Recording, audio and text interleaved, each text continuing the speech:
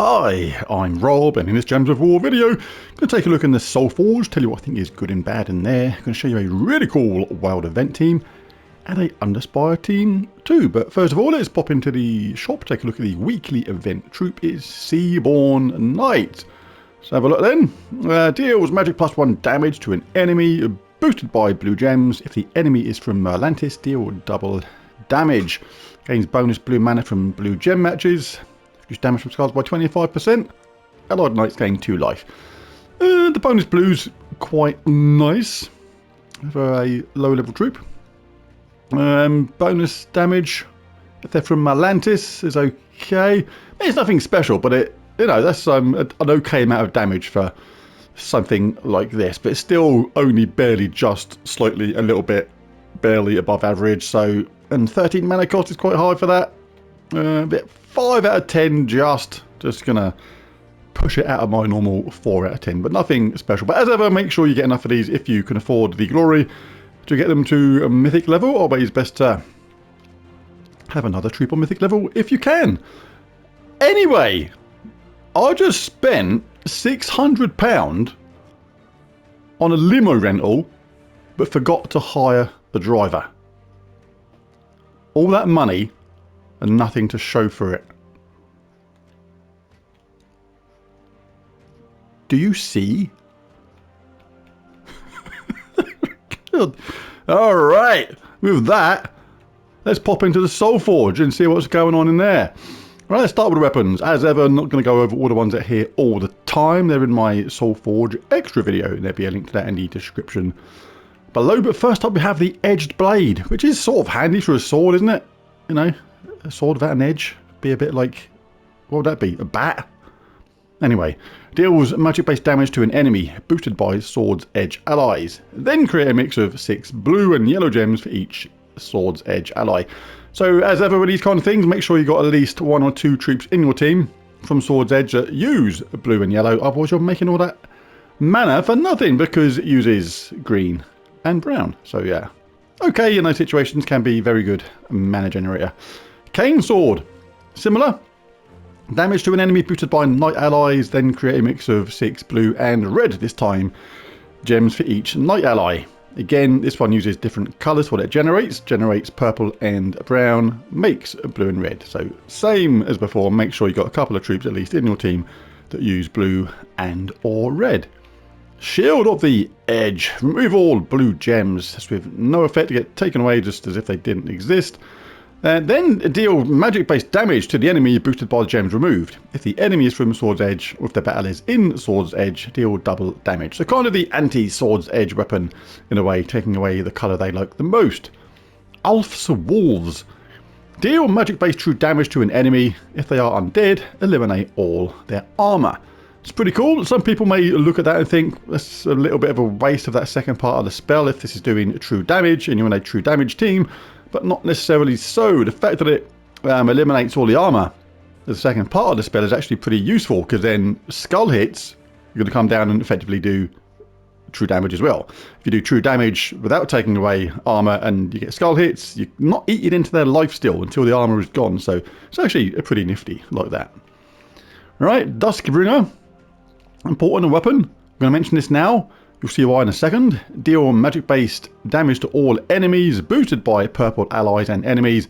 Death mark all enemies. And if there are 13 or more brown gems, gain 2 magic, which will push up the damage the next time. So pretty nifty. That's one that came after Dawnbringer. And the reason I'm mentioning that is because Blade of Nefertari is here. You may look at that and go, yeah, it only deals damage to an enemy if the enemy uses purple. Death mark them, big deal, but you're not getting it for the weapon, you're getting it because it's one of the ingredients to cast or craft Duskbringer. For that, you need Ankh of Nefertari, the Blade of Nefertari, and the Scarab of Nefertari. So make sure you craft this today no matter what, because if you don't do it today, it could be absolutely ages before it appears again, and then you can be ready to cast or craft Duskbringer, and you didn't get this, and you can't do it. So make sure you get it today, no matter what. Just a mere 300 diamonds as part of the deal.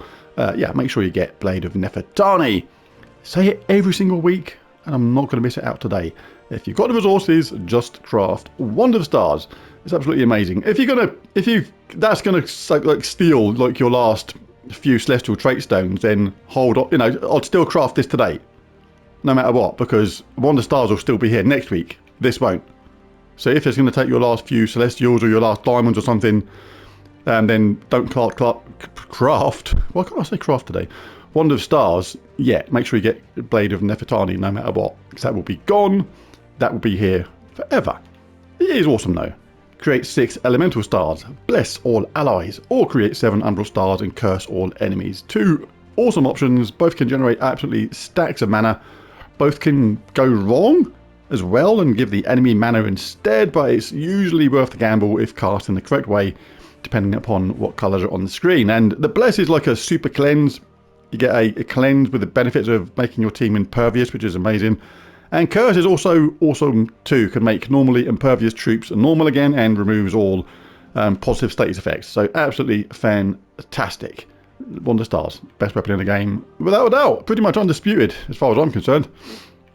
And what else we got? Ebon's Hammer. Got a bunch of explodey summoning weapons in Sword's Edge, about 3 or 4 of them at least. Ebon's Hammer, exploding blue gems. Gives a random status effect to all knights and summons a knight. So really, really good for mana gen, those status effects, and a summon. Still uses kind of weapons today. Flail of God explodes blue again. Gives a random status effect to all Sword's Edge allies and summons a Sword's Edge troop. Really, really cool. And we have Mortal Chain. They all explode blue. Explodes blue again. Grants a random status effect to all human allies. Then summons a human troop. And what was the last one? King Crusher.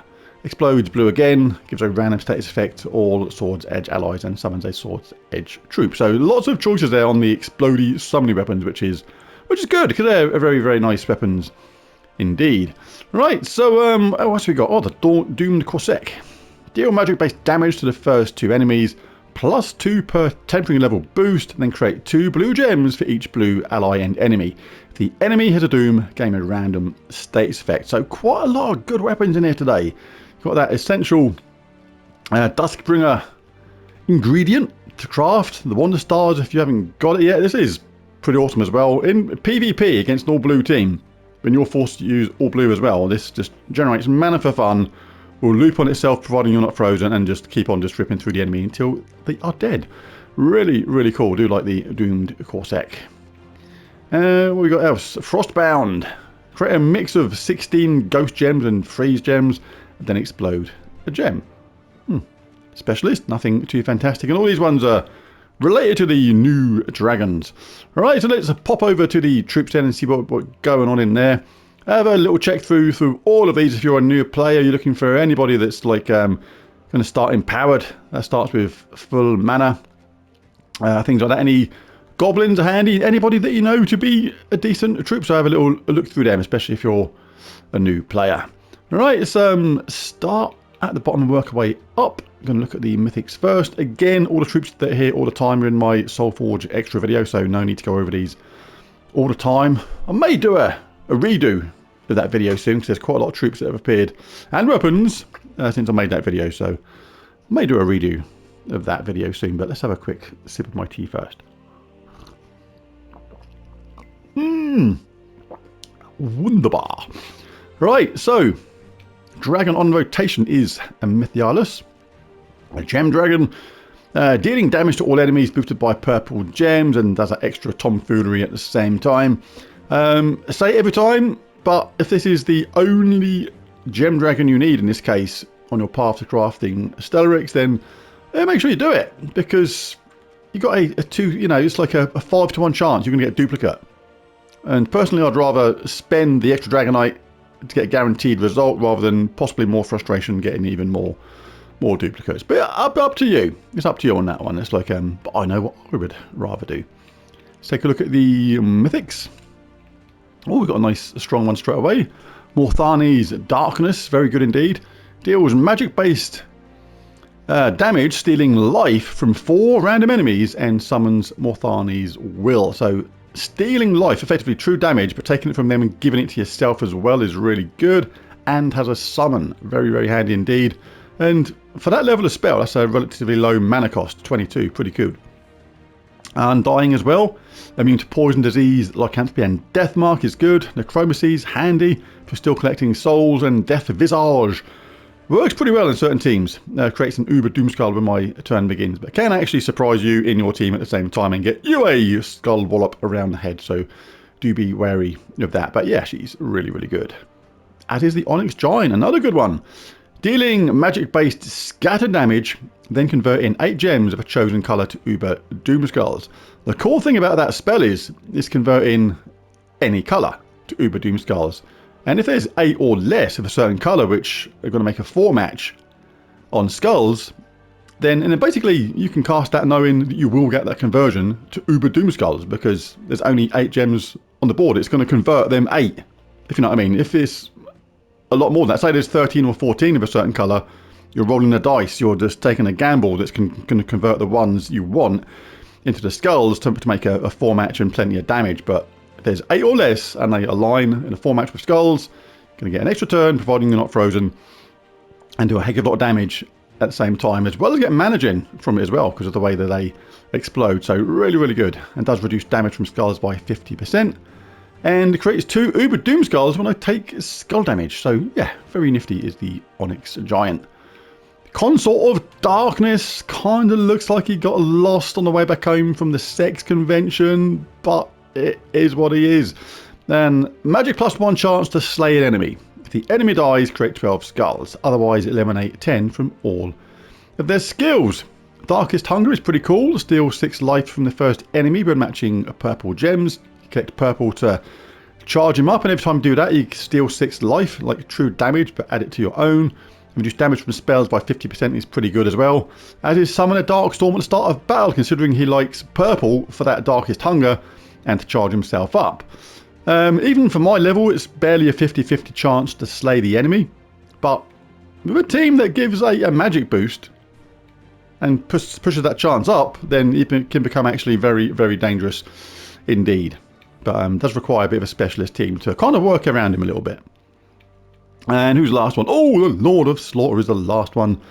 Creates 6 brown gems, then convert all brown gems to Doomskulls. Then inflict 1 to 2 bleed and 1 to 2 death marks on random enemies. So the death marks is good, that conversion is good. If you see that brown are going to convert to the Doomskulls anyway and get a 4 match, you can just cast it straight away. If there's brown everywhere, but not in a 4 match, there's still a high chance that you're going to create those 6 brown gems and make that work anyway. But it is a bit of a gamble. If it backfires on you, then it can do a lot of damage against you instead. Reduce damage from skulls by 25% is pretty nifty. Summon a Doomstorm at the start of battle is good as well, and 100% chance to ignore armor with skull damage is absolutely awesome, especially if he's up top and you get to cast this pretty quickly. So yeah, very, very powerful indeed. Going to be an interesting little chat about who gets the Mythic of the Week on this one, considering who else we got there. But regarding legendaries, don't usually say to craft legendaries. Only if there's somebody extra special here, like a Tesla or a Yao Guai or maybe a web spinner, something like that. First up is Emperor Liang. Destroy gems of a chosen colour with full effect as if they were matched. So you get all those colours fed back into your team. Then give all allies of the matching colour magic +1 life and 4 magic. Emperor's Blessing is okay. Enchant a random ally on 4 or 5 gem matches. And Transcend is kind of interesting. Not going to go into it now, but it does actually work okay with him and his spell. Actually, we'll go into it just ever so briefly. Exchange 2 life for 2 magic on 4 or 5 gem matches. So you get 4 or 5, you get those gem matches, and you start losing life but gaining magic. So you're beating yourself up. Every time you do that, you're basically punching yourself in the face. But when you cast it, and if it's based on purple or yellow, his colours, you give yourself that life back. And extra magic as well. So it can work, but it requires a little bit of specialist stuff in your team and the way it works. Gorgon Guard. Never liked this troop, and I still don't now. Either deal magic-based damage to an enemy and spend all my gold to boost damage, or deal magic-based damage to all enemies and gain 80 gold. So yeah, he scratches his bonds wondering what to do, and yeah, there's probably a vague use for it somewhere, but not on my watch. Or pendant. Or chain. Anyway, Bone Dragon. I remember in the early stages of the game, this thing was scary as fudge. Used to see it in a game and think, oh god, if it gets charged, I'm just going to die. Eliminates up to 25 armor on an enemy. Creates 9 skulls, boosted by armor eliminated, and gain magic-based armor. But I'm not scared of it anymore. Probably because of my level now and things like that. Does inflict frozen when enemies deal skull damage to me. And as I'm dying as well, which is nifty. Would still be a dangerous opponent if you've at a certain level or still new to the game. But yeah, things have moved on. The Power Creepers made other troops far more dangerous than Bone Dragon in most instances. And Kerberos deals damage to an enemy with a 40% chance to devour them, which it can be good if that little cheeky little 40% chance comes in. But who gets my Mythic of the Week? Well, Lord of Slaughter is always going to be in the conversation for this because he's one of the toppest tierest of Mythics. Apart from your Diamantinas, your Stellaxes and stuff, he's definitely in the tier beneath that. Contour of Darkness can be good if you boost up that magic level, but he's not in the greatest category. Onyx Giant, good, but not quite sort of the super mythic level. And Morthani's Darkness I really, really love. For me, it is between Morthani's Darkness and the Lord of Slaughter. Now, a lot of people would say it's Lord of Slaughter just straight away because it's, like I say, one of the toppest tierists of Mythics. Really, really good. Absolutely one of the best in the game. But there are times when you kind of have to wait to cast that spell if you're controlling it yourself. It is pretty effective controlled by the AI as well, because the way the spell works, that even if there's no initial forematch on those skulls, when you create those 6 brown gems, it can make it happen and still be absolutely devastating. But as a human player, there are times when you just feel like you can't cast it because it's too risky. But I do love that Savage Strike. The thing I like about Morthani's Darkness is it's stealing life. It's true damage from 4 random enemies. As you get less enemies, it will target them on their own. If you've got like one last enemy, it will hit it 4 times in a row. Has a summon as well. It's boosting up its life by what it steals. Do like that Death Visage as well. And now in the game, like with the Lord of Slaughter, that spell is set in stone. No matter what your level, it can't be increased. Obviously, you can increase your attack and things like that, but the spell itself can't actually be increased. But with Morthani's Darkness, you bump a magic up a bit with the Empress, something like that, and becomes absolutely insanely lethal.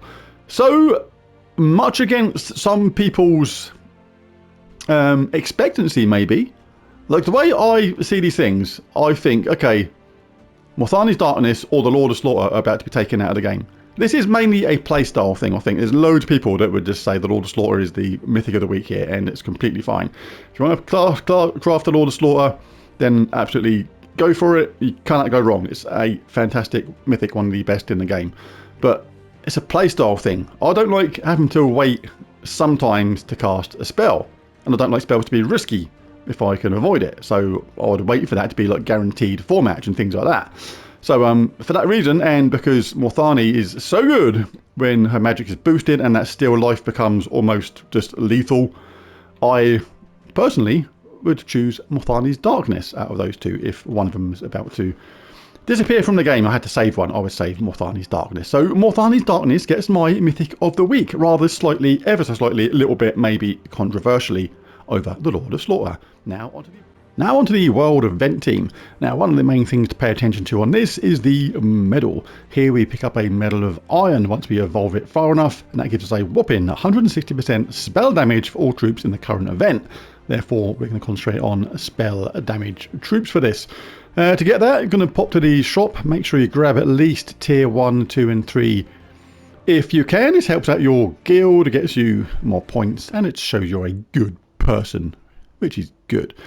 Anyway, we get a Potion of Enchantment as a bonus as tier 1. Enchant all allies at the start of this event. Really handy. We pick up some tokens of iron. At the same time, at tier 2, pick up a couple more tokens of irons, as well as a Potion of Explosion, which explodes gems at the start of battle, again for this event only. And you get some more bits and bobs at the same time. Tier 3, a Potion of Rejuvenation, heals 3 damage to all allies at the start of my turn.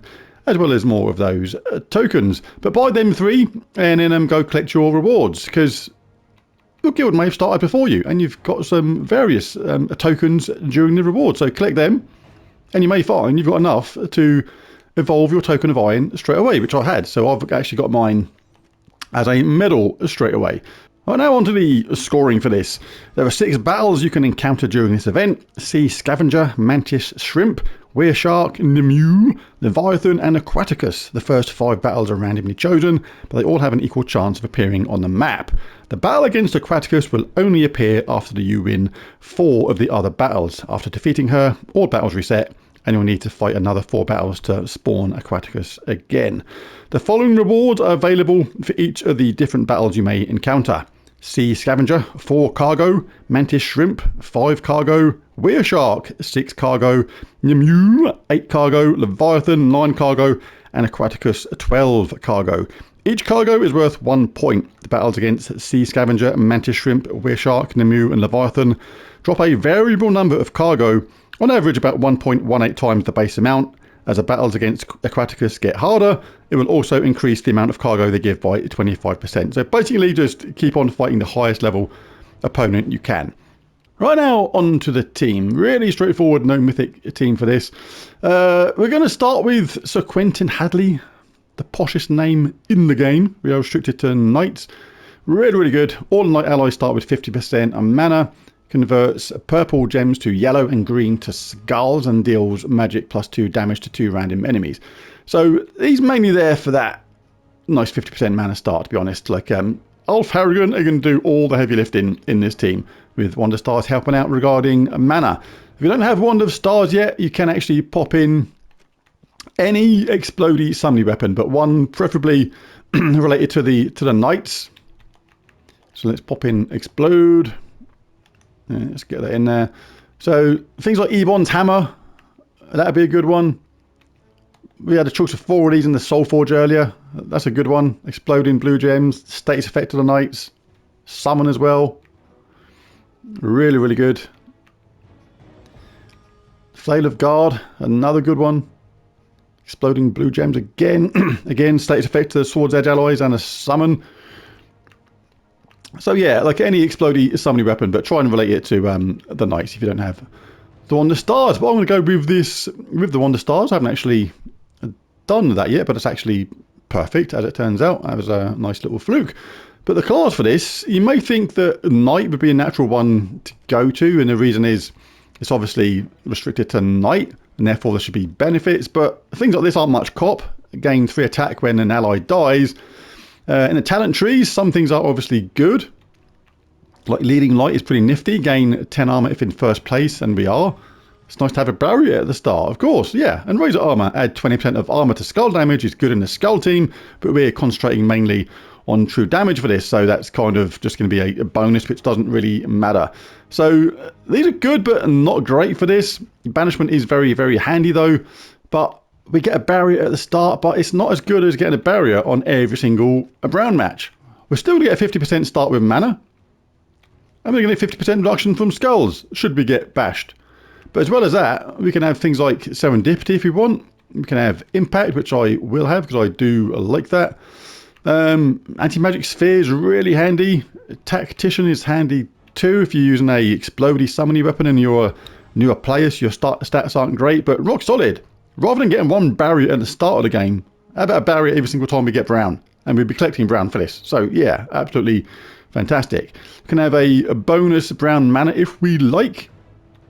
Can have Tree of Knowledge, gain enchantment matching green gems, which will have, and Fortitude. So yeah, for me, Geomancer absolutely superb for this. So yes, let's dive into a battle. Always equip the medal. You've noticed you have an event medal for this battle, but it isn't equipped. Would you like to equip it now? Yes, I absolutely would. So find out where your medal is. There it is, the Medal of Iron. And I like to put it in the middle, because I'm a bit of a tidy freak like that, but yeah. And the cool thing about these things is as well, when you get extra ones, as the event evolves, you can actually put them in the other slots and effectively stack that damage. So absolutely fantastic. Make sure you do that. Right, so into the battle we go. Going to get a 50% mana start on everybody. Going to explode gems right off the bat. Wonder Stars is ready already. We probably don't even have to risk casting it because we're just ready straight away with Ulf Harrigan. Done. Remember they're enchanted as well because the potion of enchantment. A lot of people sort of go wrong with the Wand of Stars. They always cast it when it's there, even though they could have got a normal gem match and got the required troop they want charged up anyway. So you don't know if I would have to risk it going wrong. Look, we're just ready straight away. Bish bash bosh. See you later, you lot. We're next round anyway. Ready on the last, second to last Ulf? Who? Hulk. I was calling him Hulk. He looks a bit hulky. But yeah, as you can see, this is going to be very, very fast at the start of the game. In fact, it's going to be good for quite a while with that lovely boost up in damage. So what we got? Brown, blue. We'll get some blue. First Ulf is set up. We'll get that anyway, just to give us a 4-match on red. And just, you see them there and you can't resist them, can you? You kind of feel like you have to get them. And I'm not even going to bother casting the Wonder Stars because the second Ulf is ready next round anyway. This is going to be really, really easy.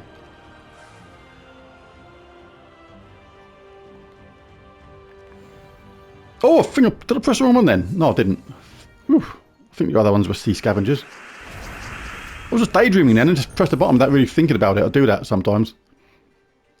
Again, no need to actually cast Wonder Stars. There's no need because the second Ulf is going to be ready next round anyway. This is going to be so quick and easy, these first rounds. It's going to be nuts. Or might as well just bash the first Aquaticus out of here.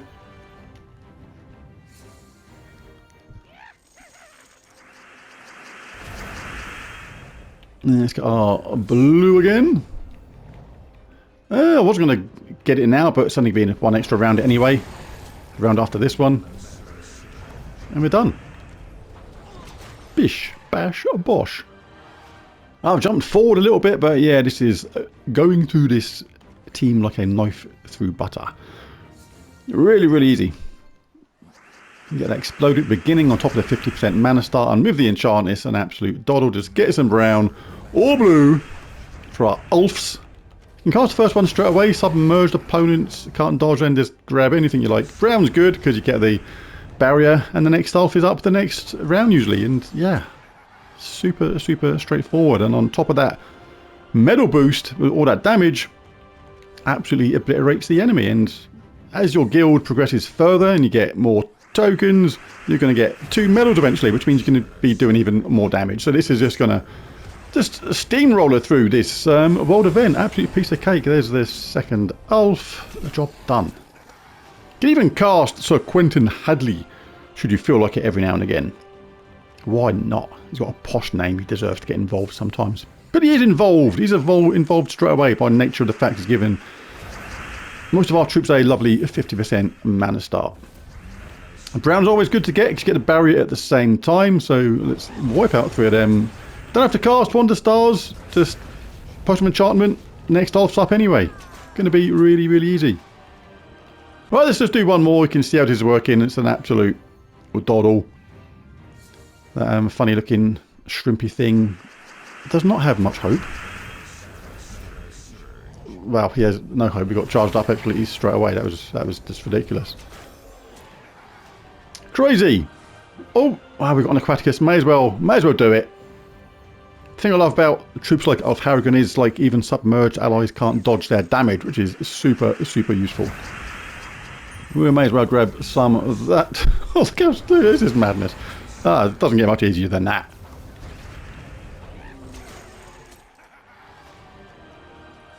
Right, now on to the Underspire team. Very similar to the World Event team, but we can't use the Wonder Stars in this because we are restricted by swords, edge, or weapons. So the cool thing about this is the weapons that we've got are actually very good for this anyway.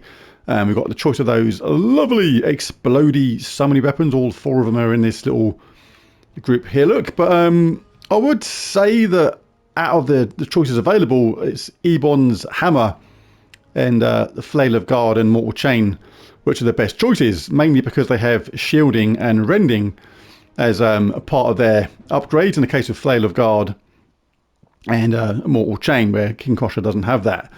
Shielding is really good because you get a barrier as soon as you cast it, which is nice. And I like Rending because it deals splash damage to a random enemy, which can remove shields if the enemy picks up a barrier or something like that, and these two have that. So for me, Flail of Guard and Mortal Chain have the edge on that, but I chose Flail of Guard because it doesn't mana block any of Ulf Harrigan's colours, which means we can charge him up potentially quicker. Ulf Harrigan, as we just saw in the previous video on the World Event team, does that lovely true damage to 3 random enemies. So really cool. And as a small little bonus as well with 2 of these, gain 1 to all my skills for each ally with a banding trait. And with 2 of these, they do have that extra ally with a banding trait. So yeah, it's kind of one of those things that got abandoned in the game. There's very few troops in the game that have that true banding skill. It's like something the devs invented and then kind of, I think, forgot existed. But anyway, we can benefit from it today. So very similar to the World Event team. Still going to go with Geomancer. We can go with something else if you like. It's like if you're still working things up, because lots of options on this. But the Kobold Banner is a good one for this. +2 yellow, +1 brown, -1 purple, because we don't use a purple. Let's take it out there. We don't get any Potion of Enchantment or the Explode on this, remember, so it is going to be a little bit slower going at first. That's why it's important to get it charged up as quickly as possible. And we got a nice yellow there, and we'll grab one of that. That's going to explode in blue gems. There we go. One Ulf is up. And the second one's up for the next round anyway, because it got enchanted, but it didn't matter because the first Ulf dealt with the situation, and we got a random skull hit or something. Let's pop into this room here, pick up our free lantern from Matey Boy, hat chain, nose, chin, boy, sticky out ears. Apart from that, he's got it all going for him. Whatever. Right. I'm only going to do a few of these battles because they're so sort of similar to the World Event ones. It's nuts. But the difference in this one is you're going to try and charge up the weapon. And nice and quick. There you go. We've got the barrier because we got the brown match. If you can get a random skull hit, obviously do it. And the reason is, obviously, Ulf hits 3 enemies and we have 4 to take out. So if you have an opportunity like this to get the second Ulf charged, you can then cast them back to back. And you'll get the job done nice and quick without having to charge the first Ulf up again on its own. Because obviously the first Ulf mana blocks the second Ulf. Ulf. Right. What have we got here? Some of that with a bit of that. Why not? And we might as well get that. And that gets the second Ulf up. So, yeah, going to be dead straightforward with this. I mean, you can move the weapon down into second place if you like, because it does have a summon, which is always handy. But the fact you get a barrier whenever you get brown with the weapon, and whenever you cast it, unless you get a really unlucky skull cascade of some sort, then you're going to be pretty safe with this. That was quite nice. Let's get that brown, get the second Ulf up and cast them back to back. Oh, shall we even get Sir Quentin Hadley involved? Why not? He's got a posh name. See you later, thingy goblin dude at the bottom. Anyway, there's a video. If you enjoyed it, it'd be really cool if you press that like and subscribe button. It really does help. But most of all, thanks for watching, and I'll catch you again in the next one. Bye for now.